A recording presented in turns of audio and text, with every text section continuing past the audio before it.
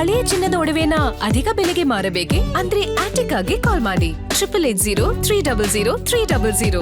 Attica gold company. ಏನಾದ್ರೂ ದುಬಾರಿಯಾಗಿ ಇನ್ನೊಂದ್ ಸ್ವಲ್ಪ ಮಾಡೋದಕ್ಕೆ ಯೋಚನೆ ಸರ್, ರೆಗ್ಯುಲರ್ ಆಗಿ ಆ ರೀತಿ ಪ್ರಾವಿಷನ್ ಇದೆ. ಬಿಡಾಡಿ ವೆಹಿಕಲ್ ಗಳನ್ನ ತೆಗಿತಾ ಇದ್ದೀರಾ, ಬಟ್ ನೋ ಪಾರ್ಕಿಂಗ್ ನಿಲ್ಸೋದಕ್ಕೆ ಟೋಯಿಂಗ್ ಯಾವಾಗಿಂದ ಶುರು ಮಾಡ್ತೀರಾ ಸರ್? ಟೋಯಿಂಗ್ ನ ಅದು ಬೆಂಗಳೂರು ಸೌತ್ ಕಾರ್ಪೊರೇಷನ್ ಅಲ್ಲಿ ಈಗಾಗಲೇ ಆರಂಭ ಮಾಡಿದ್ದಾರೆ.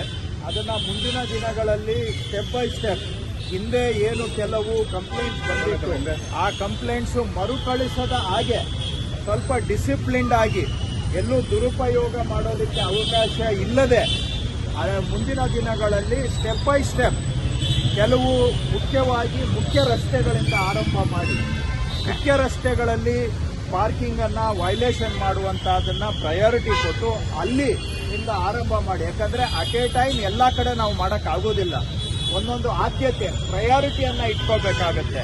ಸೊ ಮೇನ್ ರೋಡ್ಸ್ಗೆ ಪ್ರಯಾರಿಟಿ ಕೊಟ್ಟು ಎಲ್ಲೆಲ್ಲಿ ತುಂಬಾ ಜಾಮ್ ಆಗ್ತಾ ಇದೆ, ಎಲ್ಲಿ ಸ್ಲೋ ಟ್ರಾಫಿಕ್ ಮೂವ್ಮೆಂಟ್ ಇದೆ ಅಂತ ಕಡೆ ಕೂಡ ಟ್ರಾಫಿಕ್ ಕಾನೂನನ್ನ, ಪಾರ್ಕಿಂಗ್ ಕಾನೂನನ್ನ ಎನ್ಫೋರ್ಸ್ ಮಾಡೋದು ಸದ್ಯದಲ್ಲಿ ಆರಂಭ ಸರ್. ಈ ಮನೆ ಮುಂದೆ ಪಾರ್ಕಿಂಗ್ ಜಾಗ ಇರಲ್ಲ, ರೋಡ್ ಅಲ್ಲೇ ಪಾರ್ಕಿಂಗ್ ಮಾಡ್ತಾರೆ, ಬೆಳಗ್ಗೆ ಮತ್ತೆ ಬಂದು ತಗೊಂಡು ಹೋಗ್ತಾರೆ. ಈ ರೀತಿ ಬಹಳಷ್ಟು ಸಂಖ್ಯೆಲಿದೆ. ಇಂಥವ್ರಿಗೆ ಏನಾದ್ರು ನಿಮ್ ಸೂಚನೆ ಇದೆಯಾ? ಏನ್ ಈಗ ನೋಡಿ, ರೆಗ್ಯುಲರ್ ಆಗಿ ಯೂಸ್ ಮಾಡ್ತಾರೋ ಮನೆ ನಾವು ಯಾವುದು ಕೂಡ ರೆಗ್ಯುಲರ್ ಆಗಿ ಮೂವ್ಮೆಂಟ್ ಅಲ್ಲಿರೋ ಗಾಡಿಗಳನ್ನ ನಾವು ಟಾರ್ಗೆಟ್ ಮಾಡ್ತಾ ಇಲ್ಲ. ವಾರಗಟ್ಲೆ ಒಂದೇ ಕಡೆ ಬಿಟ್ಬಿಟ್ಟು ಹೋಗುವಂತ ವೆಹಿಕಲ್ಗಳನ್ನ ನಾವು ಟಾರ್ಗೆಟ್ ಮಾಡ್ತಾ ಇದ್ದೇವೆ. ಯಾವುದೋ ನೀವು ಒಂದು ರಾತ್ರಿ ನಿಲ್ಲಿಸ್ತೀರಾ, ಅಲ್ಲ ಡೈಲಿ ಮಾಡ್ತಾರೆ ಸರ್.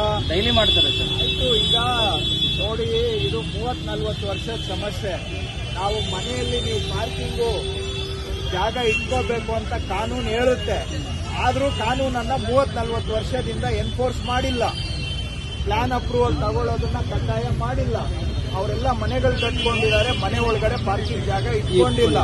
ಹಾಗಾಗಿ ನಾವು ಈಗ ಬಂದ್ಬಿಟ್ಟು ಸಡನ್ ಆಗಿ ನೀವು ರೋಡಲ್ಲಿ ನಿಲ್ಸಂಗೇ ಇಲ್ಲ ಅಂತ ನಾನು ಹೇಳ್ಬಿಟ್ರೆ ಅದು ಬಹುಶಃ ಪ್ರಾಕ್ಟಿಕಲಿ ಫಾಲೋ ಮಾಡೋದು ಕಷ್ಟ ಆಗುತ್ತೆ. ಸೊ ಹಾಗಾಗಿ ನೀವು ಹೇಳೋದು ನಿಜ. ಬಟ್ ಮುಂದಿನ ದಿನಗಳಲ್ಲಿ ಮನೆಯಲ್ಲಿ ಪಾರ್ಕಿಂಗ್ ಅನ್ನ ಮಾಡ್ಕೊಳ್ಳೋದಕ್ಕೆ ನಾನು ಜನಗಳನ್ನೂ ಮನವಿ ಮಾಡ್ತೇನೆ. ನಾವು ಕೂಡ ಕಾನೂನನ್ನ ಅದಕ್ಕೆ ಸ್ವಲ್ಪ ಅನುಷ್ಠಾನ ಮಾಡೋದಕ್ಕೆ ಸಂಪೂರ್ಣ ಪ್ರಯತ್ನ. ಸದ್ಯಕ್ಕೆ ನಮ್ಮ ಹತ್ರ 1581 ಗಾಡಿಗಳದ್ದು ಪಟ್ಟಿ ಇದೆ. ಸಾರ್ವಜನಿಕರು ಕೂಡ ನಮಗೆ ಬಹುಶಃ ಇನ್ನೂ ಹೆಚ್ಚು ಮಾಹಿತಿಯನ್ನ ಕೊಡ್ತಾರೆ. ನಾವು ಒಂದು ದಿನಕ್ಕೆ ಈ ತರ 5 ನಗರ ಪಾಲಿಕೆಗಳಿಂದ ಮಾಡ್ತಾ ಇದ್ದೇವೆ. ಪ್ರತಿನಿತ್ಯ ಒಂದು 200-250 ಗಾಡಿಗಳಿಗೆ ಈ ರೀತಿ ನೋಟಿಸ್ ಅಂಟಿಸಬೇಕು ಅಂತ ನಾನು ಅವರಿಗೆ ಹೇಳಿದ್ದೇನೆ. ಸೊ ಟೋಯಿಂಗ್ ಮಾಡಕ್ಕೆ ಇನ್ನೂ ಒಂದು ವಾರ ಬಿಡ್ತೀವಿ, ಯಾಕಂದ್ರೆ ಕಾನೂನಲ್ಲೂ ಕೂಡ ಒಂದು ವಾರ ನೋಟಿಸ್ ಪೀರಿಯಡ್ ಇದೆ.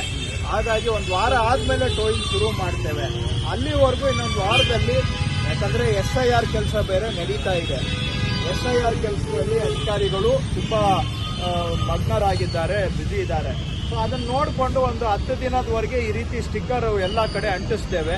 ಅದಾಗಿ ಒಂದು ವಾರ ಆದ್ಮೇಲೆ ಟೋಯಿಂಗ್ ಅನ್ನ ಶುರು ಮಾಡಿ. ಗ್ಯಾರಂಟಿ ನ್ಯೂಸ್, ಸುದ್ದಿ ಖಚಿತ, ನ್ಯಾಯ ನಿಶ್ಚಿತ.